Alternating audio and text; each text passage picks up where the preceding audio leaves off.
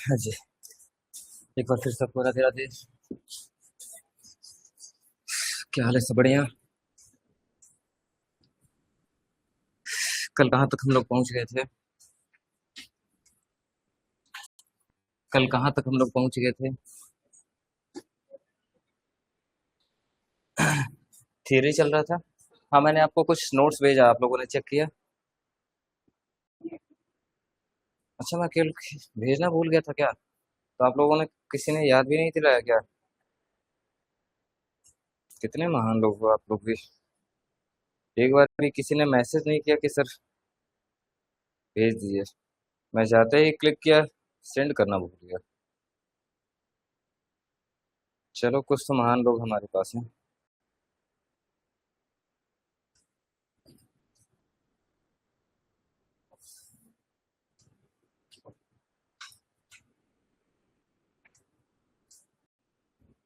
इसका मतलब होमवर्क भी किसी ने नहीं किया होगा फिर तो। हाँ, वही था तो वही लग रहा है, जब यही नहीं किया तो होमवर्क भी नहीं हुआ होगा। बहुत बढ़िया। उम्मीद बढ़ती जा रही है आप लोगों से। हंसो, अपनी बर्बादी पे हंसो। बढ़िया है।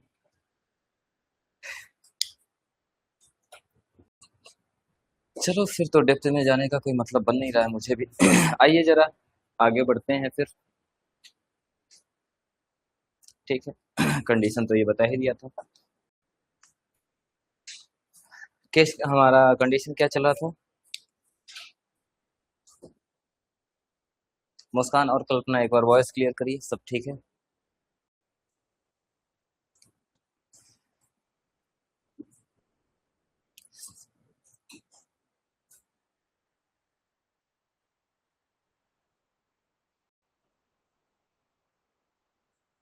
कल क्या क्या हो गया था?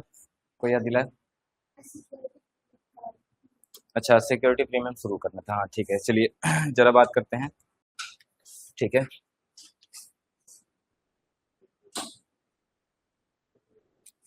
सिक्योरिटी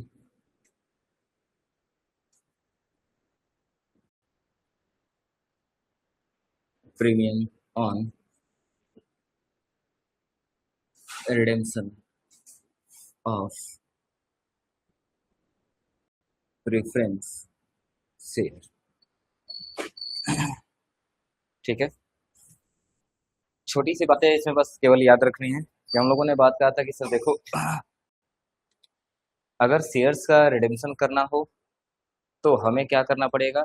अपने आउटसाइडर्स को सेटिस्फाई करना पड़ेगा। वो बेचारे इनसिक्योर हो जा रहे थे कि ओनर्स को पैसा मिला नहीं और आउट सॉरी इनसाइडर का पेमेंट किया जा रहा है।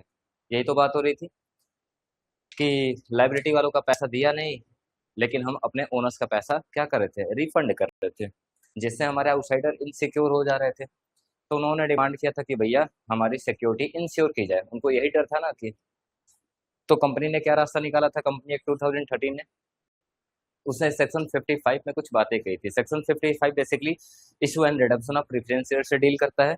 ठीक है। इशू भी और रिडम्पशन भी प्रेफरेंस शेयर का किस में डील किया जाता है? सेक्शन 55 के हिसाब से। ठीक। तो उसमें कंपनी एक्ट ने बता रखा है कि देखो भैया, आपके पास दो रास्ते हैं। ठीक है। ताकि हम आउटसाइडर को क्या कर पाए? सेटिस्फाई कर पाए, सिक्योर कर पाए। जितना ओनर्स पहले थे उतना ओनर्स अभी भी क्या रखा जाए? मेंटेन रखा जाए। इसलिए जरूरी है कि जब आप पुराने ओनर्स को रिडीम कर रहे हो, लौटा रहे हो, तो उतना ही नए ओनर्स को क्या करो? क्रिएट कर दो। जितने पुराने मालिक हटा रहे उतने ही नए मालिकों के क्या कर लो? ठीक है, उसको क्या कर लो? इशू करके नया ओनर्स बना लो, ताकि आपके ओनर्स में कोई चेंजिंग ना आए, ओनरशिप उतना का उतना बना रहे।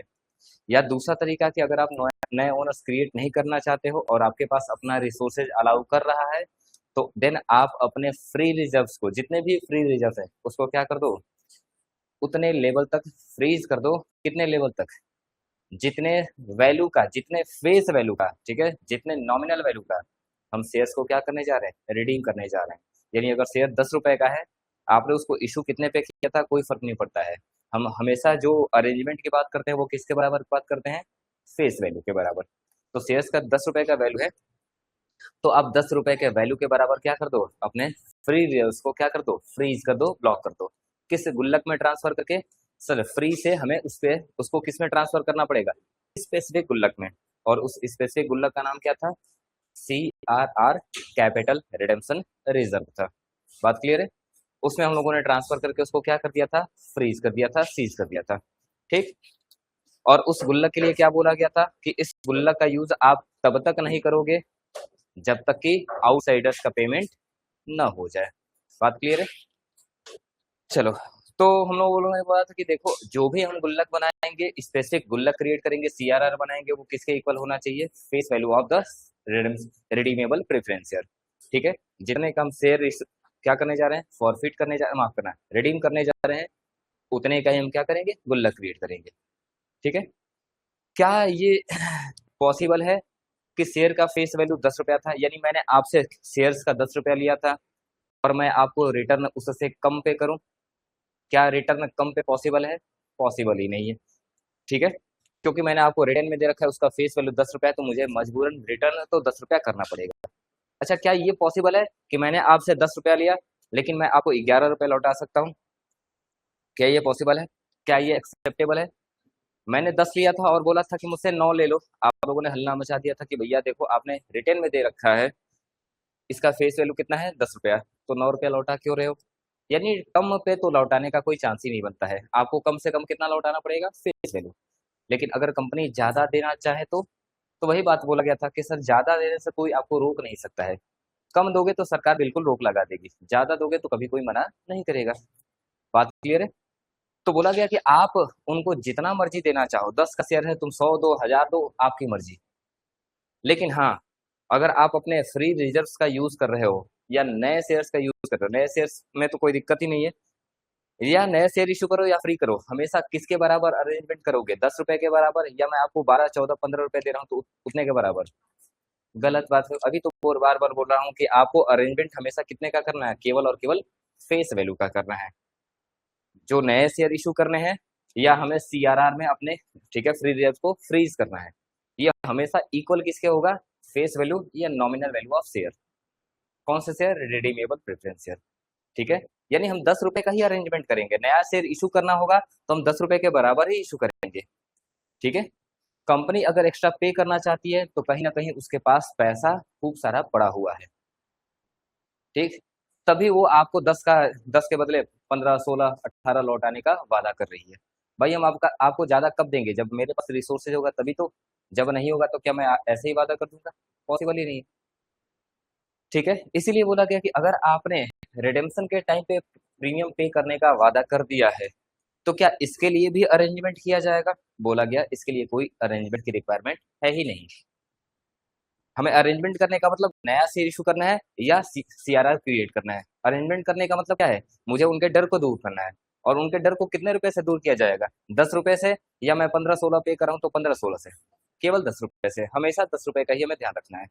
ठीक है। आप 15, 16 करना करो। याद है क्यों? क्योंकि वो ओनरशिप में कोई चेंजिंग नहीं चाहते थे। और ओनरशिप कितने से क्रिएट होता है? फेस वैल्यू से। तो वो सिक्योरिटी भी कितने से चाहेंगे? फेस वैल्यू से।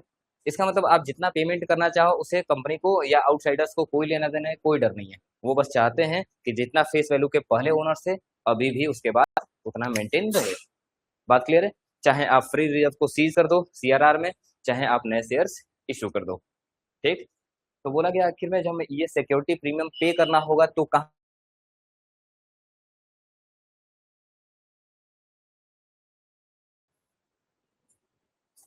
एक बार ऑनलाइन, एक बार फिर से जरा चेक कर लीजिए ऑनलाइन एक बार। सब ठीक है? कल्पना, सब ठीक है? तो देखो, सिक्योरिटी प्रीमियम नॉर्मली दो जगह से पे किया जाता है। सिक्योरिटी प्रीमियम नॉर्मली दो जगह से पे किया जाता है। ठीक है। अगर इसके सोर्स के बारे में बात किया जाए, ठीक है, सोर्स ऑफ पेमेंट, तो दो सोर्स नॉर्मली हम लोग यूज करेंगे, जिसमें एक का हम सबसे ज्यादा यूज करेंगे, एक कभी कभार यूज किया जाएगा। ठीक है। सिक्योरिटी प्रीमियम देना होगा तो सीधी सी बात है, ये सबसे पहले कहाँ से देना चाहिए? माफ करना, मैं बार बार सिक्योरिटी प्रीमियम बोल दे रहा हूँ, गलत बोल दे रहा हूँ। Premium on redemption. ठीक है। सिक्योरिटी प्रीमियम कब क्रिएट होता है? जब हम इशू करते हैं। और जब रिडीम कर रहे हैं तो उसको क्या बोलेंगे? Premium on redemption. तो अगर मुझे प्रीमियम रिडेम्पशन किस समय पेमेंट करना होगा, तो मैं पहला सोर्स कहाँ से यूज करूंगा सर? पहला सोर्स खुद क्या होगा? सिक्योरिटी प्रीमियम अकाउंट या रिजर्व। याद है जब हम लोगों ने क्रिएट किया था, इसको कब क्रिएट किया था? Created at the time of issue of shares. ठीक है, याद है ये कब क्रिएट हुआ था? जब हम लोगों ने शेयर्स को क्या किया था, उसके फेस वैल्यू से ज्यादा पे यूज किया था, इशू किया था। तो हमने क्या क्रिएट कर लिया था? सिक्योरिटी प्रीमियम अकाउंट क्रिएट कर लिया था। याद है 10 का शेयर्स हमने 12 रुपए में बेचा था, तो 2 रुपए हमारा क्या था? Security premium. तो सीधी सी बात है, वो पैसा किस चीज के लिए हम लोगों ने रखा था? प्रीमियम के लिए। वो पैसा किस चीज का था? प्रीमियम का। और याद है मैंने आपको एक होमवर्क दे रखा था कि प्रीमियम के 5 यूजेस आपको याद रखने हैं। याद है प्रीमियम के 5? मैंने E2 B2 और प्रीमियम ऑन रिडेम्पशन आपको शॉर्टकट भी बता रखा था। कहाँ कहाँ पे वो 5 जगह है जहाँ पे सिक्योरिटी प्रीमियम को यूज किया जा सकता है? तो पहला था हमारा, कोई किसी को याद? 5 यूजेस ही होते हैं सिक्योरिटी प्रीमियम के। चेक कर लेना, फिर से वही कर रहा हूँ ना, पढ़ाई खत्म है आपकी, कुछ पढ़ाई लिखाई ना हो रहा है। इस सिक्योरिटी प्रीमियम के 5 यूजेस हैं। तो किसी भी कंपटीशन में किसी भी जगह पे अगर प्रीमियम के बारे में कोई क्वेश्चन बनता है, तो सबसे पहला क्वेश्चन ही बनता है सिक्योरिटी प्रीमियम के कितने यूज और वो कौन कौन से यूज हो सकते हैं? 5 यूज। ठीक है, expenses on issue of shares को राइट ऑफ करने में। ठीक है, दूसरा प्रीलिमिनरी एक्सपेंसेस को राइट ऑफ करने में।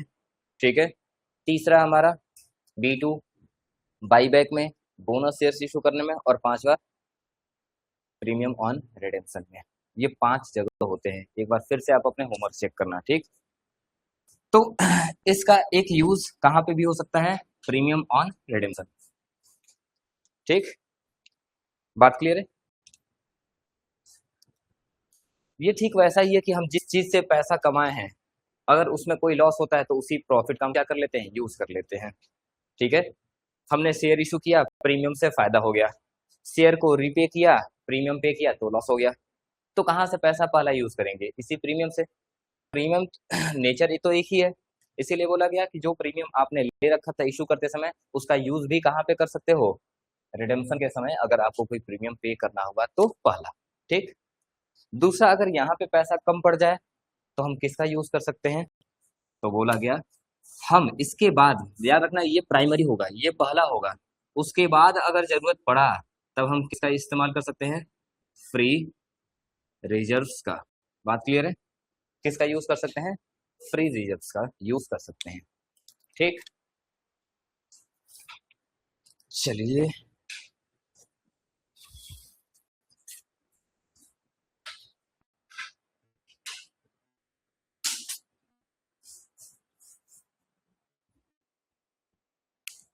और याद रहे जिस साल भी हम, ठीक है, अगर प्रीमियम पे करते हैं, ठीक है, जिस साल भी हम प्रीमियम पे करेंगे, कब? रिडेम्पशन के समय।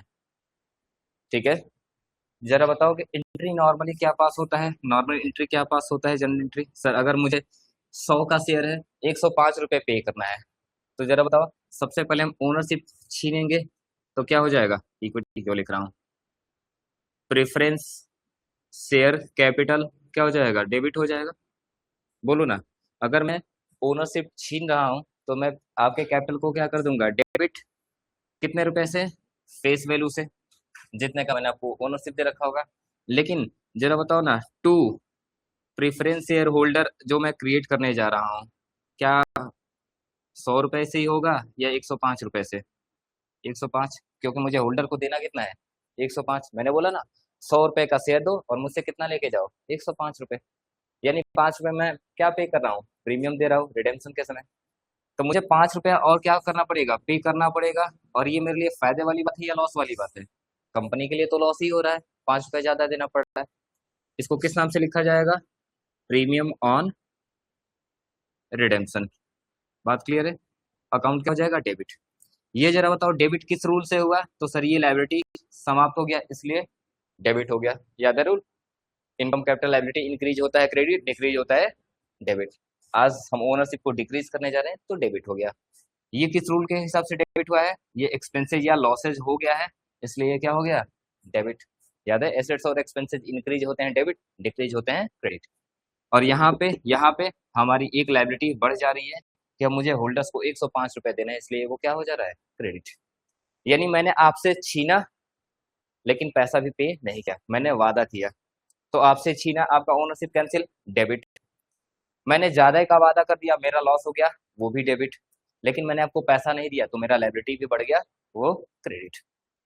बात क्लियर है? जब पे करेंगे तो एंट्री क्या बन जाएगा, पे करेंगे तो एंट्री क्या बन जाएगा सर, कुछ ना, प्रेफरेंस शेयर होल्डर की लायबिलिटी अब क्या हो जाएगी, जो लायबिलिटी थी अब वो रहेगी या समाप्त, समाप्त हो जाएगी। और उतना ही मैं पे कर दूंगा, पे करूंगा तभी तो समाप्त होगा, समाप्त हो जाएगी तो मेरा एसेट्स क्या हो जाएगा, कम हो जाएगा, बैंक बैलेंस कम हो जाएगा। ठीक। लेकिन आप यहीं पे जाके रुक जाते हो और फिर हम एक सबसे बड़ी गलती कर देंगे। याद है हम लोगों ने बात किया था कि सर देखो, आप कभी भी जर्नल एंट्री पास करना है, आपको पूरे जर्नल एंट्री में कहीं भी आपको इनकम या एक्सपेंसेस दिख जाए, उसको कहाँ पे ट्रांसफर करना पड़ता है, at the end of year profit and loss में ट्रांसफर करना पड़ता है। कोई भी इनकम या एक्सपेंसेस दिख जाए, क्वेश्चन आपको कहे या ना कहे, आपको हमेशा, मैं बार बार आपको जब भी एंट्री सिखाया हूँ बोल रहा हूँ कि आप जितने भी इनकम और एक्सपेंसेस दिखेगा उसको एट द एंड कहाँ पे ट्रांसफर कर दोगे, प्रॉफिट एंड लॉस में। तो ये जो प्रीमियम आपने पे किया है, एक्सपेंसेस या लॉसेज है, इसको कहाँ पे ट्रांसफर कर दिया जाएगा, प्रॉफिट एंड लॉस में। जब भी ट्रांसफर करते हैं तो साइड चेंज हो जाता है। ठीक है, तो ये डेबिट था, ट्रांसफर करेंगे तो क्या हो जाएगा, कहाँ पे ट्रांसफर करेंगे, profit and loss account debit में, to premium on redemption account, 5 रुपए, 5 रुपए। बात क्लियर है? ये हमारी एक एंट्री ध्यान में रखनी है जब भी हम लॉस में पेमेंट करेंगे, यानी मतलब एक्स्ट्रा पे करेंगे। ठीक। सर हमने फ्री रिजर्व्स का यूज नहीं किया, कोई हमने व्यवस्था अरेंजमेंट नहीं किया, जैसे प्रेफरेंस शेयर होल्डर्स का हमें सीआरआर क्रिएट करना था, अभी बोला कि प्रीमियम का हमें कोई भी अरेंजमेंट नहीं करना है। अरेंजमेंट केवल किसका करना है, फेस वैल्यू का, 100 रुपए का। ठीक है, हाँ मैंने यहाँ पे 100 रुपए का अरेंजमेंट नहीं दिखाया नॉर्मली। ठीक है, अगर अरेंजमेंट दिखाना होता तो क्या करते, सर या तो 100 रुपए का नया शेयर इशू करते, या 100 रुपए का हम क्या करते, CRR क्रिएट कर देते। मेरा यहाँ पे केवल पर्पस था प्रीमियम को दिखाना। ठीक है, CRR कैसे क्रिएट होगा कल दिखाया था आपको, याद है, नया शेयर इशू करेंगे तो कैसे क्रिएट होगा वो भी दिखाया था। ठीक है, तो ये हमें बेसिकली कुछ बातें ध्यान में रखनी है। ठीक है, एक और चीज मैंने वो रखा था कि सर हम गुल्लक क्रिएट करते हैं किसको सेटिस्फाई करने के लिए, किसके डर को दूर करने के लिए, एक्सटर्नल लाइबिलिटी को। क्या होगा, गुल्लक वो कब तक रहेगा, गुल्लक कब तक वो बैलेंस शीट में दिखता रहेगा, जब तक कि एक्सटर्नल लाइबिलिटी का पेमेंट नहीं हो जाता। वही तो बोल रहे थे कि ठीक है, अगर हमसे पहले हटा तो हम डर जाएंगे और हमें डराना है नहीं। तो बोला गया था कि भैया जब तक हम हैं कंपनी में तब तक ये, ठीक है, CRR या आपने जो भी ओनरशिप मेंटेन कर रखा है मेंटेन रहेगा। हमारे जाने के बाद इनका जो करना होगा आप करना, ऐसी तैसी कराना होगा करना। जब तक हम रहेंगे तब तक न तो CRR टच किया जाएगा, न ही ओनरशिप पे कोई चेंजिंग लाया जाएगा। चेंजिंग का मतलब डाउनफॉल लाया जाएगा, आप बढ़ाना हो बढ़ा लो। ठीक है, आपकी मर्जी, कम नहीं होना चाहिए। कम होगा तो ही हमें डर लगेगा, बढ़ने से डरना नहीं लगेगा। जमीन का कीमत बढ़ जाए तो डर नहीं लगेगा, घटे तब डर लगता है। लेकिन मैं कहूँ कि अगर एक बार एक्सटर्नल लाइबिलिटी का पेमेंट हो गया, 2000 वो सपोज करो 30 आ गया, जहाँ पे आउटसाइड लाइबिलिटी का हमने पेमेंट कर दिया। ठीक है, जरा बताओगे उसके बाद CRR का क्या किया जाएगा, जो हमने कैपिटल रिडेम्पशन रिजर्व क्रिएट किया है, व्यवस्था किया है। अब आखिर में वो तो चले गए, जिनके डर को दूर करना था अब वो तो चले गए। जब वो रहे ही नहीं तो फिर गुल्लक क्यों बनाना, क्योंकि गुल्लक ये स्पेसिफिक नेचर का है, इसका और कोई अब काम रह नहीं गया है। जिस काम के लिए बना था वो काम तो पूरा हो गया, अब ये गुल्लक स्पेसिफिक रहेगा, ये इस गुल्लक को तोड़ना पड़ेगा। क्या इस गुल्लक में पैसा है, क्या इस गुल्लक में पैसा है ना, मैं बार बार बोलता हूँ, कभी मैं पूछूं गुल्लक में पैसा है ना, पैसा कैश होता है, एसेट साइड होता है, हम गुल्लक की साइड होता है लाइबिलिटी साइड। ठीक है, पैसा होता ही नहीं, मैं बार बार बोल रहा हूँ गुल्लक में पैसा होता ही नहीं इन रियलिटी।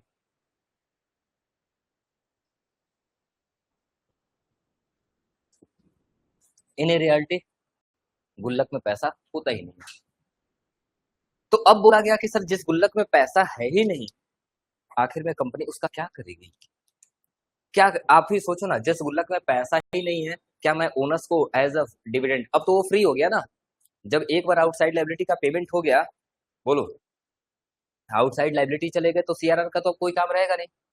तो अब सीआरआर को रखना चाहिए गुल्लक या फोड़ देना चाहिए? फोड़ेंगे। उसमें से पैसा निकलेगा? कुछ ना निकलेगा। पैसा निकलता तो शायद मैं इसी में से ओनर्स को बांट देता कि देखो ये फ्री रिजर्व में से सीज हुआ था, वापस से ये फ्री रिजर्व बन गया और इसमें से देखो ढेर सारा पैसा निकला है, लो ये पैसा, कैश में डिविडेंड दे देता। पर वास्तव में जब देखने जाओगे तो इसमें कोई 1 रुपया भी आपको कैश ना मिलेगा। और इसीलिए बोलती है कि कंपनी देखो ये हमने केवल एक सिंबॉलिक क्रिएट किया था। कंपनी कोई भी जितने भी गुल्लक क्रिएट करती है वो नॉर्मली सिंबॉलिक ही होता है। इन रियलिटी उसमें कैश ना के बराबर होता है या होता ही नहीं है। कैश होता भी है तो वो कैश में होता है, एसेट साइड होता है। तो बोला कि हमने गुल्लक तो फोड़ा, लाइबिलिटी गुल्लक समाप्त हो गया, लेकिन इसका जो अमाउंट था आखिर में उसका क्या किया जाएगा? एक पर्ची निकलेगा, स्लिप निकलेगा, कैश तो है ही नहीं इसमें। और कितने का निकला? 7 लाख रुपए का हम लोग कर रहे थे ना, 7 लाख रुपए का एक स्लिप निकला कि इस गुल्लक में कितने रुपए हैं, 7 लाख, लेकिन वास्तव में कुछ निकला ही नहीं, कैश ही नहीं निकला। तो क्या मैं आपको कैश में डिविडेंड ओनर्स को डिवाइड कर सकता हूँ?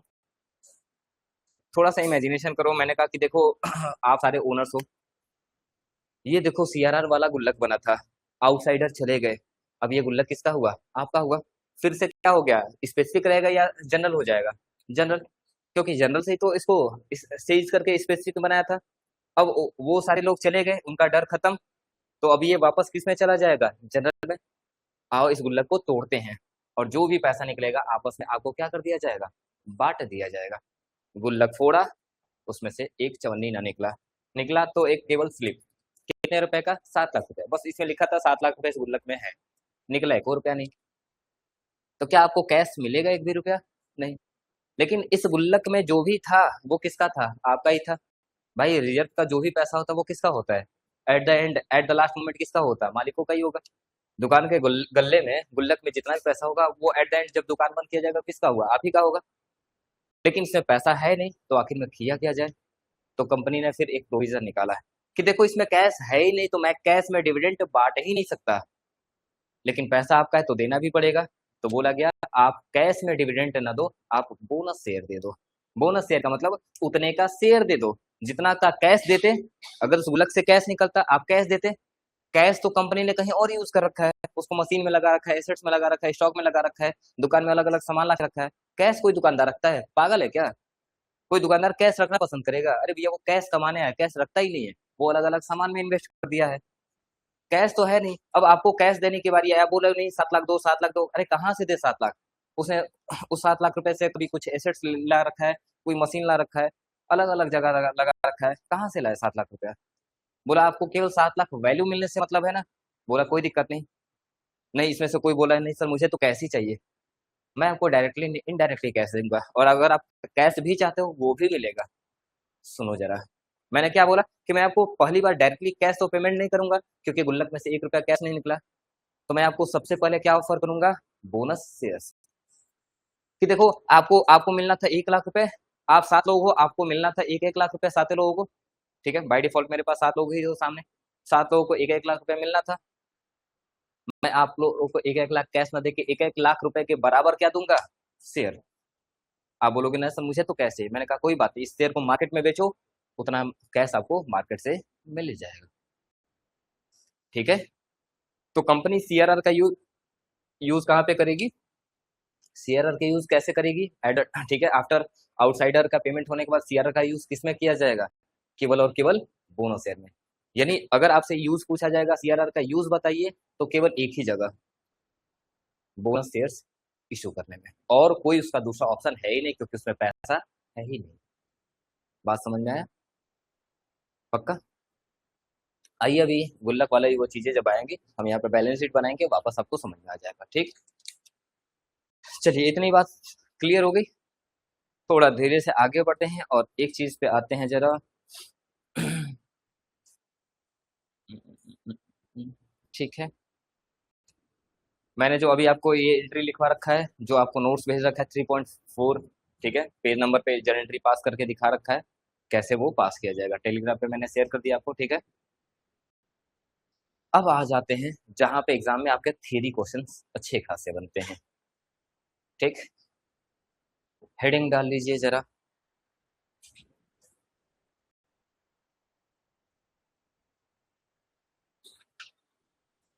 Methods of redemption of preference share, methods of redemption of preference share,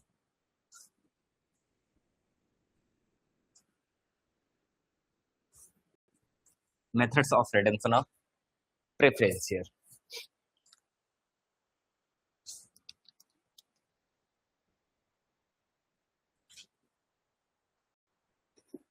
sir देखो कल हम लोगों ने 3 रास्ते कंपनी ने हमें दिया था। जब ये आउटसाइडर अपना शिकायत लेके कंपनी भैया के पास पहुंचे थे कि कंपनी भैया हमारा पैसा पहले दिया नहीं, ठीक है, और किसका पेमेंट कर रहा है पहले, ओनर्स का। तो हम तो डर रहे हैं ना कि हमारा, ठीक है, क्या हो रहा है, लाइबिलिटी खतरे में जा रहा है, क्योंकि हमने ओनर का चेहरा दे के दिया था। ओनर 13 लाख रुपए था, अब तो 7 लाख रुपए का रिटर्न कर देगा, 6 लाख बचेगा, हम डर रहे हैं। यही हुआ था। तो कंपनी ने बीच का रास्ता क्या निकाला था, पहला रास्ता क्या दिया था उसको, कि जितने का पुराना शेयर्स हटा रहे हो उतने के नए शेयर होल्डर क्रिएट कर लो। यानी कौन सा था condition, issue of new shares. तो यही हमारा मेथड भी तो बना, यही तो हमारा क्या बना, methods of redemption of preference. तो पहला मेथड क्या बना हमारा, bye issue of new shares, ठीक है, इक्विवेलेंट। इक्विवेलेंट ये आपको पता है ना, न्यू शेयर कितने रुपए का कितने का इशू किया जाएगा, कितने रुपए का इशू किया जाएगा, जितने रुपए का शेयर का फेस वैल्यू होगा। कौन से शेयर्स का, रिडीमेबल प्रेफरेंस शेयर का। 7 लाख रुपए का था फेस वैल्यू, 7 लाख रुपए का ही हम क्या करेंगे, नया शेयर इशू करेंगे। ठीक। दूसरा रास्ता क्या दिया था, दूसरा रास्ता क्या दिया था, याद दिलाओ, कि भैया अगर आप नए ओनर्स नहीं बनाना चाहते हो, आप अपने फ्री रिजर्व्स का यूज करना चाहते हो, ठीक है, तो आप कहां से कर सकते हो, by use of free reserves, यही तो कर सकते हो।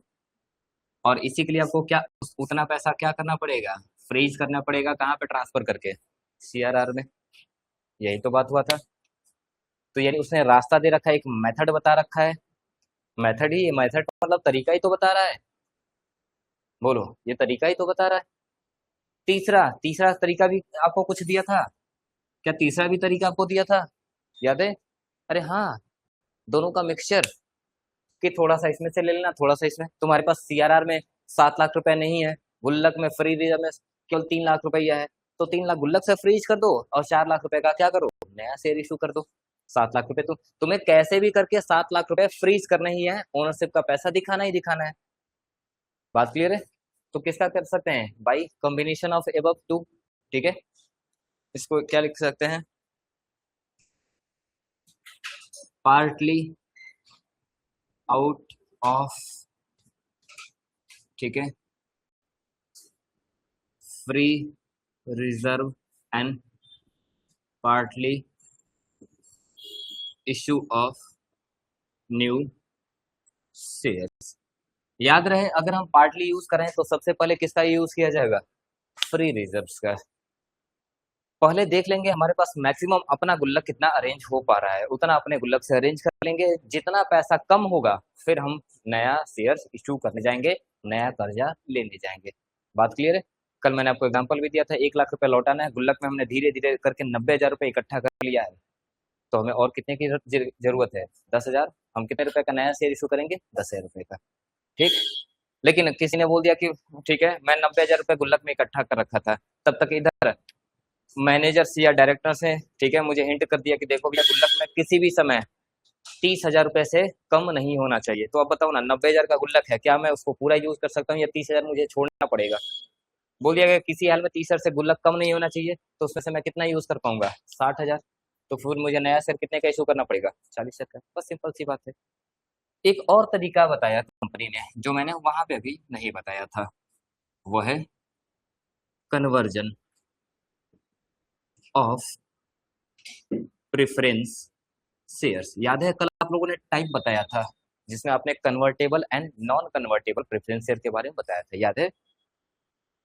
ठीक है, तो कन्वर्टेबल प्रेफरेंस शेयर क्या है रोशनी, जरा बताएंगी? कन्वर्टेबल प्रेफरेंस शेयर मैंने आपको इनकम्प्लीट लिखा था, उसमें आपने उसको कंप्लीट किया, सोचा क्यों इसमें इनकम्प्लीट लिखा था, क्योंकि उसमें कुछ और बातें ऐड करनी थी, बाकी आपका सब सही था। कन्वर्टेबल प्रेफरेंस शेयर क्या होता है, ध्यान रखना, कन्वर्टेबल प्रेफरेंस शेयर वो प्रेफरेंस शेयर होते हैं जिनको रिडेम्पशन के समय, वैसे तो ये परचेज के समय ही अपना ऑप्शन टिक करके रखे हैं कि हम कौन से शेयर होल्डर हैं, कन्वर्टेबल। ठीक है, मैं कहूँ कि आपने मुझे 5 साल पहले पैसा दिया था और आज आपका टेन्योर पूरा हो गया, आज मुझे आपके पैसे लौटाने हैं, लेकिन आपने कौन सा टिक कर रखा है ऑप्शन, कन्वर्टेबल होने का, उस समय टिक किया था। एक बार मैं आज फिर आपसे पूछूंगा, कब, जब मैं रिडक्शन करने जा रहा हूँ, मैं फिर से पूछूंगा, पैसा लेना पसंद करोगे या कन्वर्ट होना पसंद करोगे? यह याद है, पूरी तरह से आपके ऑप्शन के ऊपर डिपेंड करते हैं। ठीक है, अगर आप कन्वर्ट होना चाहोगे तो कन्वर्ट कर दिए जाओगे, अगर आप कैंसिल कर देते हो कि ना सर कन्वर्ट नहीं होना, उस समय सोचा था पर आप कन्वर्ट होना नहीं है, आपको क्या दे दिया जाएगा, कैश पे कर दिया जाएगा, जाओ और खुश रहो। ठीक है, लेकिन कन्वर्जन करने का मतलब क्या है कि हम आपको शेयर्स का बदले पैसा देंगे या नए शेयर्स दे देंगे? सर कन्वर्जन का मतलब एक बार्टर सिस्टम में, पूरा एक सामान दो दूसरा सामान दो, कोई पैसा नहीं, उसी तरह यहाँ पे शेयर दो और नए शेयर्स ले लो। बात क्लियर है? याद रहे, कन्वर्जन केवल इसके पास दो ही तरह का हो सकता है। मैंने आपको याद है एक बार और बताया था इससे पिछले वाले सेमेस्टर में, कन्वर्जन हमेशा अपवर्ड होता है, डाउनवर्ड नहीं होता है। ठीक है, और अगर बैलेंस शीट में अगर हम लोग सीक्वेंस से देखें तो सबसे पहले किसका नाम लिखा जाता है, रियल ओनर, उसके बाद दूसरा मालिक, छोटे मालिक, ठीक है, उसके बाद इनका कोई रिजर्व एंड सरप्लस हो, उसके बाद तीसरे हमारे मालिक आते हैं, कौन से, डिबेंचर, उसके बाद चौथे मालिक आते हैं लोन। सर ये लोग भी मालिक होते हैं क्या, बोलो, क्या मैं इनका मालिक मालिक बोला, डिबेंचर्स और लोन को भी मैंने मालिक बोला, क्या ये मालिक होते हैं? आउटसाइडर होते हैं तो क्या मैंने मालिक बोल के गलती कर दिया? हाँ, तो मैंने कब कहा कि लाइबिलिटी, लाइबिलिटी वाला ही साइड तो मैं बना रहा हूँ। क्या ये इनसाइडर लाइबिलिटी है या एक्सटर्नल, इंटरनल है या एक्सटर्नल? है तो एक्सटर्नल, सीधी सी बात है, लेकिन एक्सटर्नल को क्या मालिक बोला जाता है, बाहरी लोग को भी घर का मालिक बोला जाता है। ठीक है, क्या कभी आपने सुना है कि फलाने इतना इनसे घर से जुड़े हुए हैं जैसे लगता है घर के मालिक यही है? बस वैसे ही वाला हाल इनका भी है, इन्होंने भी आपको इतना लंबे समय के लिए पैसा दे रखा है, 10-20 साल के लिए आपको पैसा दे रखा है, जैसे लग रहा है कि ये भी मालिक ही है दुकान के। नॉर्मली लोन 2 साल 4 साल ऐसे होता है, लेकिन अगर कोई आपको long term, very long term के लिए पैसा दे दे तो इनको भी कई बार, ठीक है, डिवेंचर कैपिटल बोल दिया जाता है, लिखा नहीं जाता, मैंने आपको एक बार और बताया था, याद है कि इनको भी कई बार कैपिटल वर्ड यूज कर दिया जाता है, पर इसका मतलब ये रियल ओनर नहीं बन जाते, ये है एक्सटर्नल, केवल लॉन्ग ड्यूरेशन की वजह से इतना लंबे समय के लिए पैसा दे रखा है, जैसे खुद ही ये क्या हो, मालिक हो। कोई भी लोन देता है तो कितने महीने के, महीने, 6 महीने, 2-4 साल के लिए देगा, क्या 10 साल 20 साल के लिए कोई देता है? नॉर्मली नहीं, इतना लंबे समय के लिए दे रखा है कि जैसे लग रहा है कि यही इनका भी फायदा हो रहा है बिजनेस से। अरे इनको क्या फायदा होगा, एक फिक्स इंटरेस्ट ही तो मिलेगा, लेकिन इतने लंबे समय के लिए पैसा दे रखा है कि लोग इनको भी एक तरह से क्या मानना शुरू कर देते हैं, मालिक, जैसे वही बाहरी भैया आपके घर में इतना ज्यादा इंटरफेयर करते हैं, आपके घर के डिसीजन हर बार बैठे जाते हैं, घर का मीटिंग होता है वो भी बैठ जाते हैं, तो लोग क्या करना शुरू कर देते हैं, बस दिखावे के बाहर ही हैं, जैसे लगता है कि ये भी घर के मालिक हैं। ठीक है, बस वही इनका भी हाल है। हाँ, लेकिन याद रहे, हाँ, सारे एग्जाम्पल अवेलेबल है हमारे समाज में। ठीक है, तो बात हो रही है हमारा किसका, प्रेफरेंस शेयर का। याद रहे, कन्वर्जन हमेशा अपवर्ड या इक्वल लेवल पे होता है, कन्वर्जन या तो इक्वल होगा या अपवर्ड होगा, डाउनवर्ड नहीं होगा। कन्वर्ट करने का मतलब है या तो बराबर कन्वर्जन होगा या आपको ऊपर पहुंचाया जाएगा, नीचे नहीं गिराया जाएगा। ठीक है, ऊपर बढ़ाया जाएगा ना, तो इसके पास कौन कौन से ऑप्शन है, पुराने प्रेफरेंस शेयर के बदले इसको नया प्रेफरेंस शेयर दिया जाए, चाहे वो सेम परसेंटेज का न्यू प्रेफरेंस शेयर हो, न्यू प्रेफरेंस शेयर हो। ठीक है, परसेंटेज सेम हो भी सकता है, अलग भी हो सकता है, जैसे पिछली बार 7% प्रेफरेंस शेयर था, इस बार मैं आपको 8% 9% वाला प्रेफरेंस शेयर दे दिया, 5% वाला दे दिया, या 7% मन किया 7 दे दिया, तो क्या 7 वाला दे रहा हूँ तो 7 का 7 रहने दिया जाए वैसे ही पुराना वाला? नहीं सर, पुराने वाले को मुझे फाड़ना पड़ेगा और एक नया टर्म्स एंड कंडीशन के साथ उसको इशू करना पड़ेगा। ठीक, या तो मैं आपको और क्या ऑफर कर सकता हूँ, इक्विटी शेयर्स में क्या कर सकता हूँ, कन्वर्ट कर सकता हूँ। बात क्लियर है? तो कन्वर्जन में ये दो तरीका है। और कन्वर्जन मैंने किया तो आपका क्या पुराना शेयर्स रिटर्न हो गया, पुराने पैसे का शेयर मिल गया? हाँ सर, कन्वर्जन में भी तो हमें मिला ना। अरे नया शेयर मिला चाहे पैसा मिला, आपकी मर्जी। आपने कन्वर्जन ऑप्ट किया होगा तो यही तो देख के ना कि हाँ इस कंपनी में रहना फायदेमंद है, तभी तो आप मेरे नए शेयर को एक्सेप्ट कर रहे हो। इसका मतलब मेरी कंपनी ग्रो कर रही है। ग्रो नहीं करता तो क्या आप मेरे शेयर में पैसा लगाते, कन्वर्ट होने का बोलते, या पैसा लेके भाग जाते? भागते। आप कन्वर्ट हो रहे हो, इसका मतलब मेरी कहीं ना कंपनी बाकियों से अच्छा काम कर रही है, तभी तो आप मेरी कंपनी में रुकना चाहते हो। या आपको अपना कोई बेटर ऑप्शन नहीं दिख रहा है, आप चाहते हो कि यहीं पे बने रहें। ठीक। तो ये हमारे चार मेथड्स हैं। ठीक है, क्या करने के? रिडेम्पशन करने के। ठीक। पहले में हमें क्या करना होगा? पहले में हमें क्या करना होगा? पहले में हमें क्या करना होगा? सर आओ एक बार जल्दी जल्दी सबका जनरेटरी पास कर लिया जाए, जल्दी जल्दी। ठीक है, फर्स्ट मेथड में हमें सबसे पहले बताओ ना क्या करना पड़ेगा। सबसे पहले ओनरशिप कैंसिलेशन करना पड़ेगा। ओनरशिप क्या किया जाएगा? कैंसिल किया जाएगा। तो एंट्री क्या बनेगा? क्या बनेगा, जल्दी बोलते जाओ। Percentage preference share capital account debit. ये सारी चीजें मैं एट पार पे कर रहा हूँ अभी। ठीक, ध्यान रहे, अभी मैं किस पे कर रहा हूँ? एट पार पे। एट डिस्काउंट और एट प्रीमियम बाद में करूंगा। ठीक है। हाँ बस मुंडी हिला दो, एट डिस्काउंट होगा, होगा ही नहीं। बोले नहीं आता कि डिस्काउंट पे नहीं होता है। ठीक है। Percentage preference share capital account debit to to preference share holder, इसको होल्डर में कन्वर्ट कर लेंगे। अकाउंट, सर ये लाइबिलिटी कैंसिल, ये लाइबिलिटी इंक्रीज। ठीक है, बात क्लियर है? दूसरा, सर जैसे ही ये मैं किस में ऐसा कर रहा हूँ, ये पहला वाले मेथड कर रहा हूँ क्या, by issue of new shares. ठीक। तो अब जरा बताओ, मैंने ओनरशिप कैंसिल कर दिया, लेकिन क्या मुझे सेक्शन 55 को कंप्लाई करना पड़ेगा? हाँ। पहले मैं उनके डर को दूर करूंगा, फिर इनका पेमेंट करूंगा। कैंसिलेशन तो कर दिया, पर पेमेंट करने से पहले मुझे सेक्शन 55 को फुलफिल करना पड़ेगा। फुलफिल कहाँ से करने जा रहे हैं? Issue of new shares. तो क्या करेंगे जल्दी बताओ, क्या करेंगे? Sir new share, issue of new share, यहाँ पे लिख दे रहा हूँ, इशू ऑफ न्यू शेयर्स। तो एंट्री क्या बन जाएगा? सर नया शेयर इशू करेंगे तो क्या एंट्री बन जाएगा? Bank account debit to equity या प्रेफरेंस शेयर कैपिटल अकाउंट, कितने के बराबर? फेस वैल्यू के बराबर, फेस वैल्यू के बराबर। ठीक है, सेक्शन 55 पूरा। अच्छा, इसको कई बार लोग दो पार्ट में दिखा देते हैं कि sir bank equity share application account application से शुरुआत कर देते हैं, याद है? क्योंकि हम लोग शेयर इशू करते हैं नया, तो सबसे पहला एंट्री क्या बनता था? एप्लीकेशन का ना। तो कई बार इसी में दो जगह एंट्री दिखा दिया जाता है। ठीक है, तो आप दो एंट्री कैसे दिखाओगे? दो एंट्री दिखाना आता है आपको? हाँ सर, पहले एंट्री हम किसका करेंगे? Bank account debit to equity share application. ठीक है, लेकिन एप्लीकेशन केवल नहीं लिखो, एप्लीकेशन एंड अलॉटमेंट एक ही साथ लिख दोगे। ठीक है, क्योंकि हम एक ही बार में सारा पैसा लेने जा रहे हैं। जब एक ही बार में हम सारा पैसा लेते हैं तो एप्लीकेशन एंड अलॉटमेंट एक साथ वर्ड यूज किया जाता है। ठीक, मैं वही कर दूं, वही कर दूं। चलो ठीक है, वही कर रहे हैं। Preference share application and allotment account. ठीक है, पैसा रिसीव कर लिया जाएगा, पैसा रिसीव कर लिया जाएगा, एप्लीकेशन रिसीव कर लिया जाएगा, तो क्या बन जाएगा? इक्विटी या preference share application and allotment account debit to to बोलो ना, इक्विटी या प्रेफरेंस शेयर कैपिटल। ओनर बन जाएगा तो क्या लगा दिया जाएगा? कैपिटल लग जाएगा। सेक्शन 55 फुलफिल पूरा हो गया। पुराने मालिक की जगह नए मालिक आ गए। अब डर खत्म, अब इनका पेमेंट किया जा सकता है। तो पेमेंट करने की एंट्री क्या होगा? Payment of share holders. ठीक है, कौन से share holders? Preference share holders. Entry क्या बन जाएगा?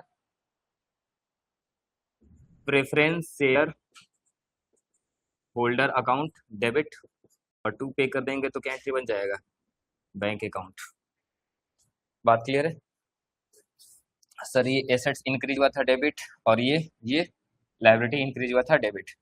ये लाइबिलिटी डिक्रीज हुआ क्रेडिट डेबिट, और ये लाइबिलिटी इंक्रीज हो गया credit. Preference share holders liability खत्म और ये एसेट्स कम। पहला कंडीशन कंप्लीट। पहले में कहीं कोई किसी को दिक्कत तो बोल दो जल्दी। हमने क्या किया, सबसे पहले ओनरशिप के लिए कैंसिलेशन किया, तो सबसे शेयर छीन लिया, सबसे शेयर छीना, प्रेफरेंस शेयर कैपिटल डेबिट हो गया। और मैंने उनको कितने कन्वर्ट कर दिया, प्रेफरेंस शेयर होल्डर की मुझे बस याद रहे कि मुझे आपको पैसा देना है। मैंने आपसे शेयर छीना, फाड़ा, फेंक दिया, अब आपको केवल पैसे देने हैं। रुको, मुझे पहले आउटसाइडर को क्या करना पड़ेगा, सेटिस्फाई करना पड़ेगा, संतुष्ट करना पड़ेगा सेक्शन 55 को। तो उनके लिए जरा व्यवस्था कर दिया जाए। उनके लिए व्यवस्था कहाँ से करना है, इशू ऑफ न्यू शेयर। तो मैंने सबसे पहले क्या किया, इशू किया। तो bank account debit to equity share application and allotment application मिल गया। उस एप्लीकेशन को मैंने किस में कन्वर्ट कर दिया, शेयर कैपिटल में कन्वर्ट कर दिया। अब मैंने बोला लो, इनका मैंने सेटिस्फेक्शन कर दिया, इनके डर को दूर कर दिया, अब आप अपना पेमेंट लेके जाओ। तो मैंने आपकी जो लाइबिलिटी थी उसको क्या कर दिया, यहाँ पे पे कर दिया, बैंक अकाउंट क्रेडिट कर दिया, समाप्त। बात क्लियर है। इसमें चेक करो क्या कहीं भी कोई इनकम एक्सपेंसेस आइटम दिख रहा है, नहीं। तो क्या कोई भी प्रॉफिट एंड लॉस में जाएगा, नहीं। बात क्लियर, ठीक है। सेकंड मेथड में आते हैं, जरा सेकंड मेथड में आते हैं। सेकंड मेथड कौन सा हमारा है, कौन सा है, use of free reserve. Entry बताओ जल्दी से सर। सबसे पहले फिर से वही क्या करेंगे, पहला पहला पहला क्या हो जाएगा, पहला क्या हो जाएगा, सेम एंट्री, जस्ट माफ करिए, ठीक है। पहला क्या एंट्री होगा, सेम एंट्री। कौन सा एंट्री होगा सर, शेयर ओनरशिप छीनने का, क्या percentage preference share capital account debit to percentage preference share holder. फिर से वही, मैंने आपसे शेयर छीना, फाड़ा, फेंका और बोला आपको पेमेंट करना है, थोड़ा सा वेट करो। क्यों, क्योंकि मुझे इनके डर को दूर करना है। रुको, इनके डर को दूर करके जस्ट अभी आया। तो सेकंड एंट्री हम किसका पास करेंगे, डर को दूर करने का। तो बताओ सेकंड एंट्री क्या होगा सर, सेकंड एंट्री क्या करेंगे, यहाँ पे हम किसका यूज कर रहे हैं, फ्री रिजर्व का। तो फ्री रिजर्व को मुझे किस में कन्वर्ट करना पड़ेगा, सीआरआर में, सीआरआर में कन्वर्ट करना पड़ेगा। सर जितने भी फ्री रिजर्व होंगे, फ्री रिजर्व अकाउंट क्या हो जाएगा, डेबिट, ठीक है। और टू कहाँ पे ट्रांसफर कर दिया जाएगा, टू सीआरआर अकाउंट में ट्रांसफर कर दिया जाएगा। ये लाइबिलिटी कैंसिल हुआ, ये लाइबिलिटी इंक्रीज हो गया।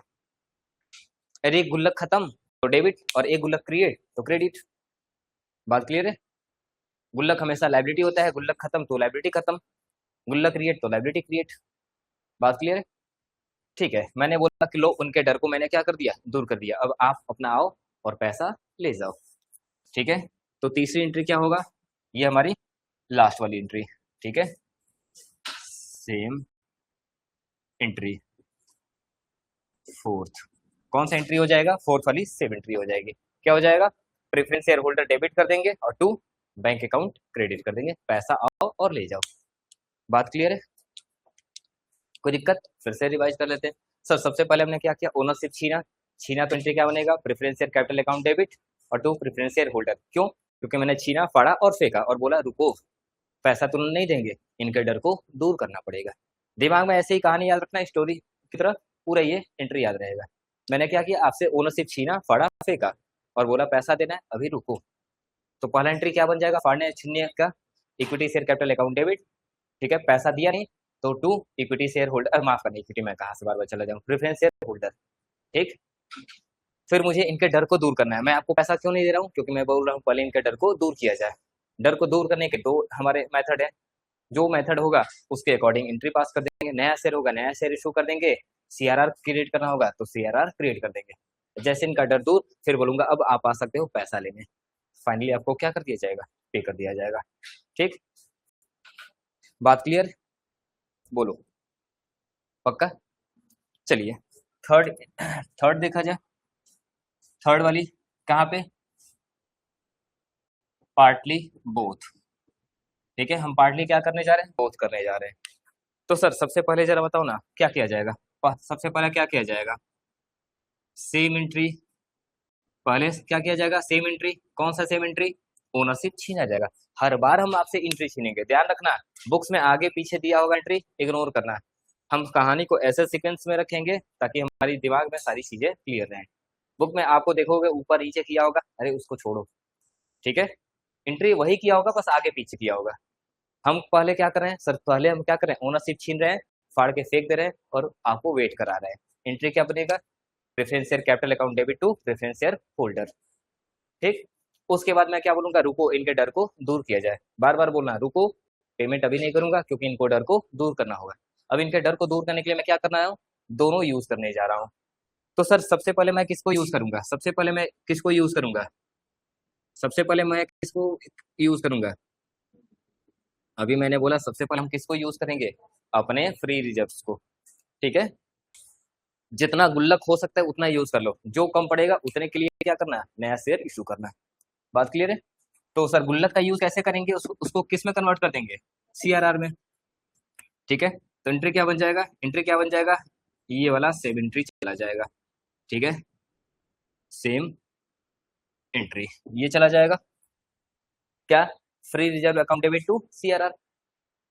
ठीक है, मैक्स लिमिट तक हम क्या कर देंगे? सीआरआर क्रिएट कर देंगे। ठीक, जितना पैसा कम पड़ेगा उसके लिए हम क्या इशू करेंगे? फॉर रिमेनिंग, ठीक है, बैलेंस इशू न्यू शेयर्स। ठीक है, बैलेंस के लिए हम क्या करने जा रहे हैं? इशू करने जा रहे हैं कौन सा शेयर्स? नया शेयर्स। कौन सा शेयर्स हो सकता है? चाहे इक्विटी चाहे प्रेफरेंस, कोई भी हो सकता है, आपकी मर्जी, थोड़ा थोड़ा दोनों कर लो, मन करे एक कर लो। ठीक, इशू करेंगे तो एंट्री क्या बन जाएगा? इशू करेंगे तो एंट्री क्या बन जाएगा? सर ये अभी ये वाली एंट्री बनेगा। कौन सी एंट्री बन जाएगा? तो ये कौन सा दूसरा और तीसरा ना, ये बन जाएगा यहाँ पे सेम एंट्री। कौन सा? सर पहले इशू करेंगे तो एंट्री क्या बनेगा? Bank account debit to equity share या preference share application and allotment account debit. और उसको जब एक्सेप्ट कर लेंगे तो इक्विटी और प्रेफरेंस शेयर एप्लीकेशन अलॉटमेंट किस में कन्वर्ट हो जाएगा? इक्विटी या प्रेफरेंस शेयर कैपिटल में कन्वर्ट हो जाएगा। बात क्लियर है? हाँ, यहाँ पे सर हमने पूरे के लिए किया था, यहाँ पे हम केवल बैलेंस के लिए करेंगे, बैलेंस के लिए जितना जरूरत होगा उतना, क्योंकि कुछ पैसा हमने कहाँ से अरेंज कर लिया है? गुल्लक से। बात क्लियर है? मुझे देना था 1 लाख, मैंने 60,000 गुल्लक कहाँ से क्या कर लिया? अरेंज कर लिया गुल्लक से। 40,000 के लिए क्या करने जा रहा हूँ? शेयर इशू करने जा रहा हूँ। बात क्लियर? अरे बोलो इसको। ठीक है, मैंने कहा था कि पार्टली का मतलब क्या है? कि हम कुछ गुल्लक से यूज करने जा रहे हैं, लेकिन गुल्लक में उतना पैसा नहीं है जितना आपको लौटाना है, तो बाकी के लिए मुझे क्या करना पड़ेगा? कर्जा। सपोज करो कि आपको 1 लाख रुपए का प्रेफरेंस शेयर रिडीम करना है, लौटाना है। ठीक, लेकिन आपने अपने फ्री रिजर्व में देखा, गुल्लक में देखा, तो केवल और केवल 80,000 रुपए थे। ठीक, इसका मतलब हम मैक्सिमम गुल्लक में से कितना पैसा यूज कर सकते हैं? 80,000। तो मुझे, और क्या मुझे 80,000 से ही काम चल जाएगा, या मुझे 1 लाख लौटाने हैं? लौटाने तो 1 लाख है, तो मुझे 20,000 क्या करना पड़ेगा? कर्जा लेना पड़ेगा। और कर्जा हम ले भी कहाँ से सकते हैं? आपको रिडेम्पशन के लिए बोला है कि आप कर्जा दो ही जगह से ले सकते हो, या तो नए शेयर्स में इक्विटी से, या तो नए शेयर्स में प्रेफरेंस से, मतलब नया शेयर ही इशू कर सकते हो, और कहीं से आप लोन मत लेना। ठीक है, आप केवल ओनरशिप से ही पैसा ले सकते हो। तो आप कितने का शेयर नया इशू करोगे? 20,000 का ही तो, पक्का? लेकिन मैनेजमेंट ने बोल दिया कि ना ना ना, इस गुल्लक में हमेशा जो 80,000 दिख रहा है ना, उस गुल्लक में किसी भी कंडीशन में 30,000 रुपए से कम नहीं होना चाहिए। तो बताओ 80,000 का गुल्लक है, क्या पूरा 80,000 यूज कर लोगे, या 30,000 छोड़ना पड़ेगा? तो 50,000 ही हम क्या कर पाएंगे? यूज कर पाएंगे। लेकिन मुझे पे कितना करना है? 1 लाख। अभी भी हाथ में 50,000 कम पड़ रहा है, तो 50,000 के लिए क्या कर देंगे? नया शेयर इशू कर देंगे। तो पहले 50,000 को मुझे फ्री वाले गुल्लक को फ्रीज तो करना पड़ेगा। तो पहला हम फ्रीज करने की एंट्री पास कर देंगे। एंट्री क्या पास होगा? Free reserve account debit to CRR. Freeze करने की एंट्री क्या है? सीआरआर में ट्रांसफर कर देना। लेकिन इसमें केवल कितना गया? 50,000। 50,000 हमें और चाहिए, तो 50,000 के लिए हम क्या कर देंगे? नया शेयर इशू कर देंगे। सर नया शेयर एंट्री करने की क्या होती है? बैंक अकाउंट डेबिट कितने से? 50,000 रुपए। और टू, इक्विटी शेयर हो या प्रेफरेंस शेयर हो, application and allotment account debit. वही एप्लीकेशन अलॉटमेंट किस में कन्वर्ट हो जाता है? शेयर कैपिटल में। शेयर को यहाँ पे हम 2 बार में इशू कर रहे हैं, याद है? पहले एप्लीकेशन आता था, फिर उसको हम एक्सेप्ट करते थे, वही वाला 2 एंट्री है। ठीक, आप दोनों एंट्री पास कर दो, आपकी मर्जी, एक एंट्री पास कर दो। एक एंट्री पास करना होगा तो bank account debit to equity share capital account, ये प्रेफरेंस आपस में क्या हो जाएगा? एप्लीकेशन एप्लीकेशन कैंसिल हो जाएगा। ठीक, बात क्लियर? आपकी मर्जी एक में भी दिखा सकते हो, कोई दिक्कत नहीं है। मैं तो इसीलिए पहले एक ही में दिखा रखा था, फिर आप ही लोगों ने बोला कि 2, इसलिए मैं 2 दिखाया। ठीक, लास्ट एंट्री। अब इनके डर को दूर कर दिया आपने, इनके डर को दूर कर दिया गया। अब क्या क्या बोला जाएगा? अब आओ अपना पेमेंट ले जाओ। कौन कौन पेमेंट लेके जाएगा? कौन पेमेंट लेके जाएगा? होल्डर्स। तो फोर्थ एंट्री क्या पास होगा? फोर्थ एंट्री क्या पास होगा? वही सेम वाली एंट्री, ठीक है, सेम वाली एंट्री। लो सेम सेम दिख रहा है, बस हमने एक कोई एंट्री नहीं लिखा, क्यों? क्योंकि दोनों काम, बस एरो देखते जाना कौन कहाँ पे एरो है, ठीक है। तीर इधर उधर लगा, ठीक है। हाँ, तो मेघनाथ की जगह, सॉरी, अश्वत्थामा की जगह अश्वत्थामा मारे जाएंगे। हैं? हाँ, अब तुम्हें महाभारत पता ही नहीं है। अश्वत्थामा की जगह अश्वत्थामा मारे गए। हाँ देखो, अब इसको याद है। नर नहीं, नर नहीं, कुंजर नहीं है। नहीं, अभी रुक जाओ, चलो वैसे भी खत्म हो गया, 2 मिनट रुक जाओ। तो इस इतनी बातें क्लियर हुआ। ये अरे चौथा तो मैंने लिखा ही नहीं, जल्दी जल्दी जल्दी, चौथा तो लिखा ही नहीं, ठीक है। चौथा कन्वर्जन वाला है, कन्वर्जन वाला है। तो सर फिर से क्या करेंगे? शेयर छीनेंगे, फाड़ेंगे, फेंकेंगे और बोलेंगे रुको, ठीक। तो एंट्री क्या हो जाएगा? पहला एंट्री क्या हो जाएगा? पहला एंट्री क्या हो जाएगा? पहला एंट्री क्या हो जाएगा? अरे वही वाली सेम एंट्री। क्यों? क्योंकि ओनरशिप कैंसिलेशन करना है, तो सेम एंट्री बनेगा क्या? Preference share capital account debit to preference share holder. मैंने बोला वेट करो, क्या मुझे यहाँ पे भी सेक्शन 55 को कंप्लाई करना पड़ेगा? इनके डर को दूर करना पड़ेगा? नहीं। क्यों? क्योंकि यहाँ पे हम बेसिकली आपको ओनरशिप में कोई चेंजिंग ला ही नहीं रहे हैं। पुराने शेयर्स को फाड़ के हम क्या कर रहे हैं? नए शेयर थमा दे रहे हैं। बात क्लियर है? मैं यहाँ पे क्या आपको पैसे लौटा रहा हूँ या केवल आपको कन्वर्ट कर रहा हूँ? और कन्वर्ट भी किस में? क्या डिबेंचर में कन्वर्ट कर रहा हूँ या शेयर में ही? यानी ओनरशिप पहले जितना था अभी भी ओनरशिप उतना ही का ही रहेगा। तो क्या मुझे कोई भी सेक्शन 55 के, ठीक है, रूल को सेटिस्फाई करना पड़ेगा? नहीं। इसका मतलब यहाँ पे हमारी सीधा क्या हो जाएगी? फाइनली फोर्थ एंट्री हो जाएगी पे करने की, ठीक है। पे करने की, अरे भैया बताओ पे कैसे किया जाएगा? अब जरा बताओगे? चलो मैं यहाँ पे एंट्री लिख दे रहा हूँ, एंट्री जल्दी बताओ क्या था? अरे इक्विटी बार बार कहाँ से याद आ जाता है। Preference share cap debit to preference share holder account, ठीक, ये हो जाएगा। दूसरा, इनको हम कैंसिल कैसे करेंगे? प्रेफरेंस शेयर होल्डर्स को हम दे क्या रहे हैं? प्रेफरेंस शेयर होल्डर्स को हम दे क्या रहे हैं? क्या बैंक दे रहे हैं? क्या हम बैंक दे रहे हैं, पैसा दे रहे हैं? ना सर, बैंक तो हम दे नहीं रहे हैं। बैंक अकाउंट दे रहे हैं ना, हम दे क्या रहे हैं? नए शेयर। तो यहाँ पे क्या लिख दिया जाएगा? टू, टू, अरे बोलो, टू परसेंटेज प्रेफरेंस या इक्विटी शेयर्स। ये कौन सा होगा? New shares. ये कौन सा शेयर होगा? न्यू शेयर्स होगा। बात क्लियर है? तो बस परसेंटेज प्रेफरेंस या इक्विटी से लगेगा या कैपिटल लगेगा? तो किसी ने बोला ही नहीं, कौन बोलेगा भाई, ठीक है। अच्छा दिखा ही नहीं, लो भाई थोड़ा सा दूर हटे जा रहे हैं हम, दूर, अब दिख रहा है। टू क्या लिखा जाएगा? परसेंटेज प्रेफरेंस या इक्विटी शेयर कैपिटल। बात क्लियर है? ठीक। नया शेयर दे दिया गया, पुराना शेयर कैंसिल, कैपिटल क्रेडिट, नया शेयर दे दिया गया, कैपिटल क्रेडिट। बात क्लियर है? हाँ जी। शेयर एसेट्स होता है, किसने बोल दिया? लायबिलिटी होता है भाई, शेयर कब से एसेट्स हो गया? शेयर्स का मतलब क्या होता है? ओनर्स का कंट्रीब्यूशन। ओनर्स कब से आपके एसेट्स बन गए? ओनर्स तो हमेशा लायबिलिटी होता है। ऑनलाइन कहीं कोई डाउट?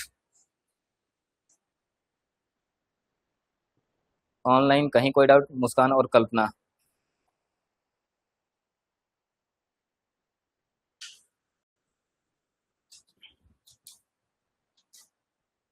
जल्दी से फीडबैक दे अपना। मुस्कान एंड कल्पना,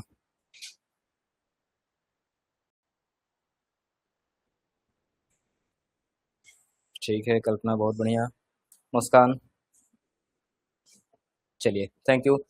कल इस पे, ठीक है, अब कुछ हम लोगों ने सारा मेथड कंप्लीट कर लिया, अब हम लोग इस पे जनरेटरी शुरू किया जाएगा, ठीक।